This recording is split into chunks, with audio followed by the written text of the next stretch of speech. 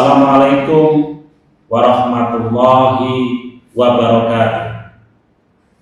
Selamat pagi dan salam sejahtera untuk kita semuanya.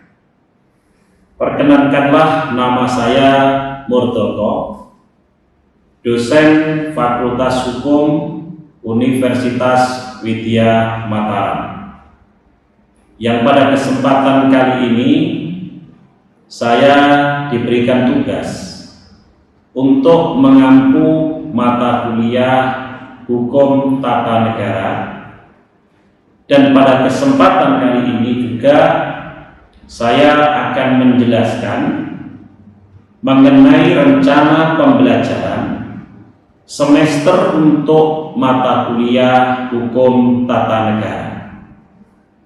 Mata kuliah Hukum Tata Negara ini memiliki bobot 4 SKS yang ditempuh di semester ganjil. Adapun deskripsi mata kuliah Hukum Tata Negara, di mana Hukum Tata Negara ini merupakan mata kuliah inti di jurusan Hukum Tata Negara. Dalam perkuliahan Hukum Tata Negara ini merupakan sarana untuk memberikan pengetahuan dan pemahaman serta wawasan kepada mahasiswa tentang beberapa konsep. Konsep yang pertama tentang dasar hukum tata negara. Kemudian yang kedua, sumber hukum tata negara. Yang ketiga, azas-azas hukum tata negara. Yang keempat, sistem ketatanegaraan Indonesia. Yang kelima, lembaga-lembaga negara Indonesia. Kemudian yang keenam, HAM, dan yang terakhir, demokrasi. Capaian pembelajaran yaitu mengharapkan mahasiswa mampu di dalam memahami dan mengkaji hukum tata negara. Kemudian capaian pembelajaran mata kuliah yang pertama pada aspek sikap dan tata nilai, di mana mahasiswa dapat bertanggung jawab atas tugas, kemudian menjaga perilaku dan etika, menghargai perbedaan pendapat, dan menumbuhkan jiwa nasionalisme. Sedangkan aspek pengetahuan diharapkan mahasiswa dapat memahami, mengetahui konsep ilmu hukum tata negara, mengkaji dan menguraikan dasar-dasar teoritik hukum tata negara Indonesia, dan menganalisis serta mengkritisi sistem ketatanegaraan Indonesia.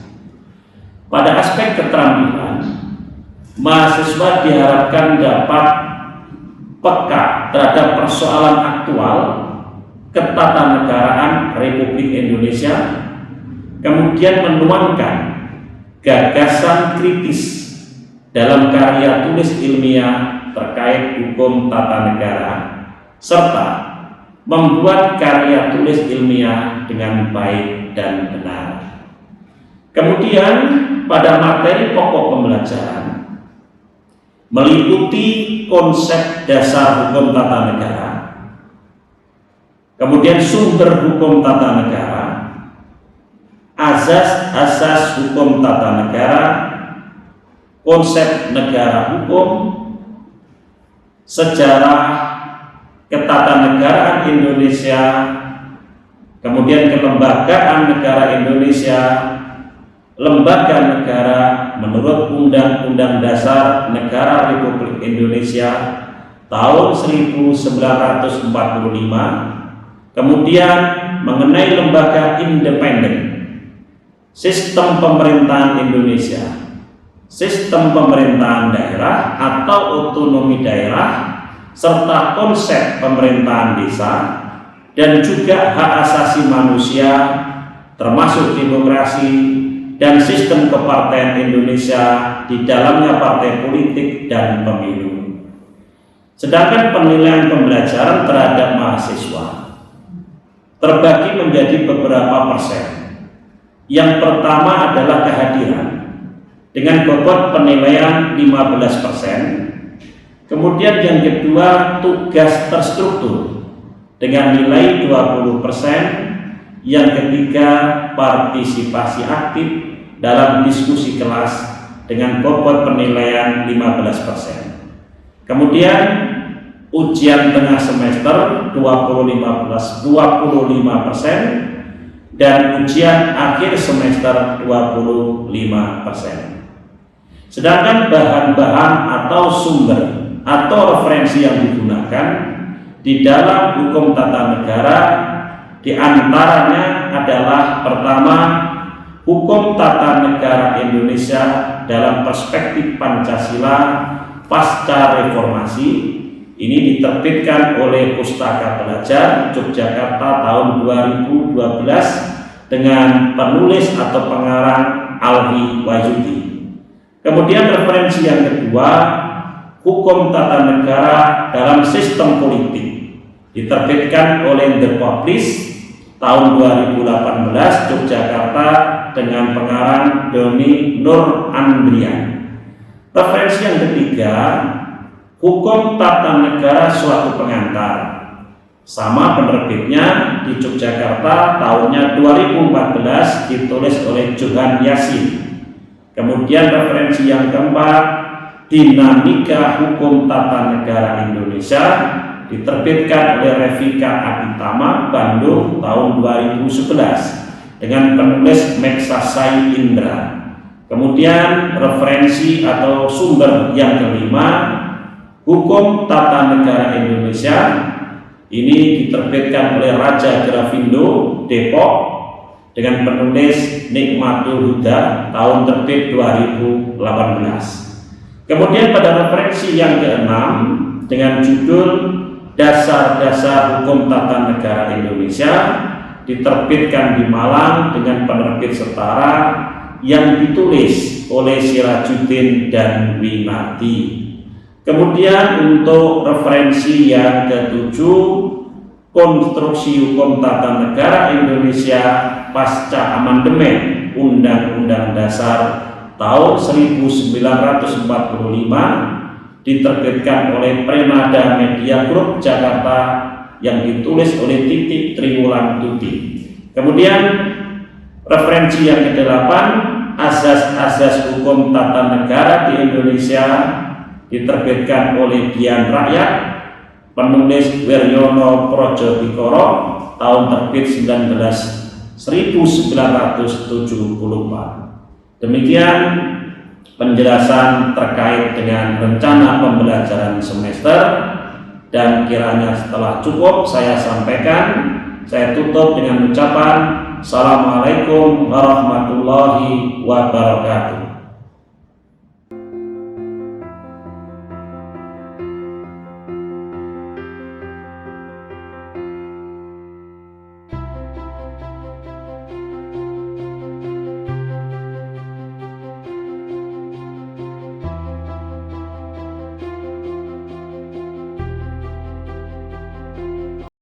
Assalamualaikum warahmatullahi wabarakatuh. Waalaikumsalam warahmatullahi wabarakatuh. Selamat siang dan salam sehat untuk kita semuanya. Sebelum pembelajaran pada hari ini kita mulai, mari kita berdoa terlebih dahulu menurut agama dan kepercayaan masing-masing. Dengan duduk dan sikap yang sempurna, berdoa dimulai.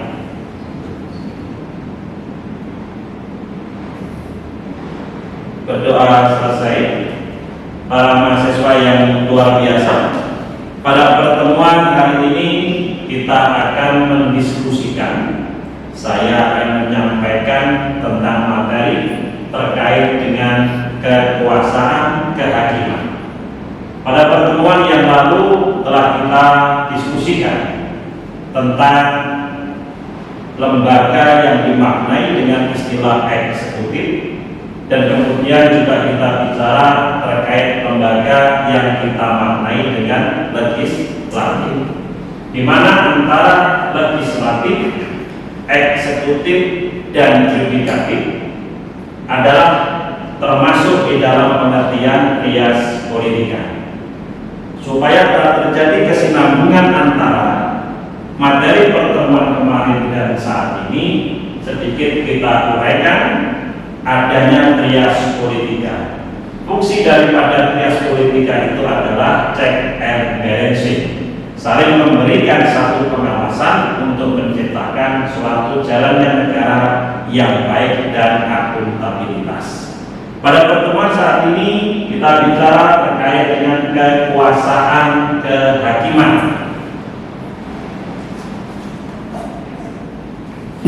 Lembaga yudikatif yang kita menjadikan pembahasan pada hari ini meliputi macam-macamnya, kemudian sifat daripada lembaga yudikatif, kewenangan, dan termasuk juga kompetensi terhadap judicial review. Terkait dengan lembaga yudikatif ini di Indonesia ada 3. Yang pertama, Mahkamah Agung. Yang kedua adalah Mahkamah Konstitusi, dan yang ketiga Komisi Yudisial. Saudara, lembaga yudikatif di dalam pengertiannya adalah lembaga yang memegang kekuasaan kehakiman, di mana lembaga yudikatif di samping melakukan fungsi terhadap peradilan, juga berfungsi melaksanakan check and balancing. Sifat lembaga yudikatif. Yang bersama sifat lembaga yudikatif bersifat independen, yang dapat diartikan bahwa sifat ini merupakan salah satu ciri daripada negara hukum. Kemudian dari itu, di negara-negara yang demokratis, badan yudikatif bersifat mandiri, yang dapat diartikan bahwa badan yudikatif dapat menjaga jarak dengan penguasa, atau dengan kata lain adalah eksekutif. Nah, kemudian sifat kekuasaan yudikatif, bahwa kekuasaan kehakiman itu bersifat independen dan imparsial, adalah ciri utama adanya negara hukum. Dalam beberapa referensi dikatakan prinsip independen adalah juga prinsip yang ada tidak berpihakan. Oleh karena itu, ada juga integritas, kepantasan, kesetaraan, dan kecakapan, dan kesesamaan. Itu yang dimaknai uraian daripada independen. Kemudian kewenangan lembaga yudikatif sebagaimana yang diatur di dalam Undang-Undang Dasar Negara Republik Indonesia tahun 1945. Yang pertama, sebagai pelaksana kekuasaan kehakiman. Yang kedua, melakukan fungsi kontrol atau biasa disebut dengan check and balancing. Selanjutnya, terhadap kewenangan Mahkamah Agung atau lembaga yudikatif, salah satunya adalah hak untuk melakukan pengujian. Pertama, pengujian secara formil. Yang dimaksudkan pengujian secara formil adalah menguji apakah suatu produk perundang-undangan telah dibuat secara sah atau tidak. Yang kedua, apakah kekuasaan atau organ yang membuat suatu peraturan perundang-undangan mempunyai kewenangan di dalam membuat aturan tersebut. Jika dilihat dari sisi material, kewenangan meliputi yang pertama, apakah isi peraturan perundang-undangan itu tidak bertentangan dengan peraturan yang lebih tinggi. Oleh karena itu, supaya lebih memperdalam terkait dengan pembahasan hari ini, kepada mahasiswa diberikan satu tugas. Kelompok yang masing-masing satu kelompok terdiri dari 5 orang untuk melakukan riset, kajian atau melakukan pencermatan terkait dengan problematika perundang-undangan yang itu meliputi kewenangan dari Mahkamah Agung atau lembaga yudikatif. Baik, untuk pertemuan pada hari ini dirasa telah cukup. Oleh karena itu, kita akan bertemu kembali pada minggu yang akan datang. Sebelum kelas berakhir, mari kita tutup dengan berdoa menurut agama dan keyakinannya masing-masing. Berdoa dipersilakan.